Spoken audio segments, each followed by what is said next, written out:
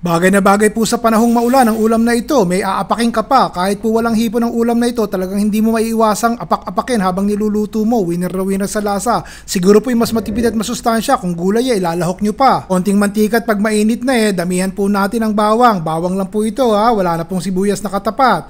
O tsaka po natin isunod tong ating tahong at hipon. Luto na po yung tahong nung nabili ko.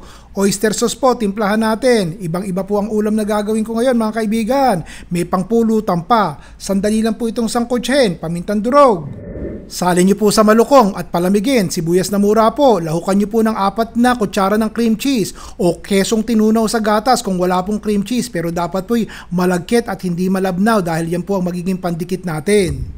O ihanda niyo na po ang pambalot niyo ng siomay o wonton wrappers ang tawag ng ilan. Ganito po ang kalalabas ng gagawin natin, pero kung may kahirapan po at hindi nyo masundan ang paraan sa paggawa nito katulad ng ginagawa ko, kahit parang lumpiang Shanghai na lang po ang gawin nyo, ibalot nyo, basta ang mahalaga, selyado po ang magkakabilang dulo at nang hindi lumalabas ang feeling pag niluluto na o piniprito po natin. Ganito po karaming nilabasan. Malinis ang mantika, hindi dapat napakalakas ng apoy at hindi dapat super init ang mantika dahil napakadali pong masunog nito pag piniprito nyo na. Ilang segundo lang luto na po. Ilang salang ang gawin nyo in batches para hindi po dikit-dikit sa mantika. Pag hinango nyo naman, dapat po ipatuloy nyo ang excess na mantika.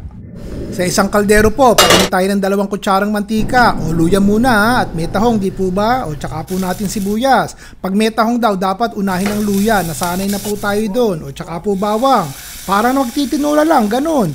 4 na tasa po ng tubig. Lagyan nyo po ng seasoning powder, konting toyo, yun na po yun. Basta mainit ang sabaw para gumuguhit sa sikmura pag hinigop. Yun ang masarap na pakiramdam. Paminta po at pag kumukulo na, ilagay na po natin ang natirang wonton wrappers na ginupit-gupit ko po ng mahaba. Instead of miswa o sotanghon, ito na lang. O ganito po, pagkakain na kayo, pakuluin po ulit yung sabaw. Maglalagay lang po ako ng 3 piraso dito sa kumukulo ha, para ngayon makita nyo lang.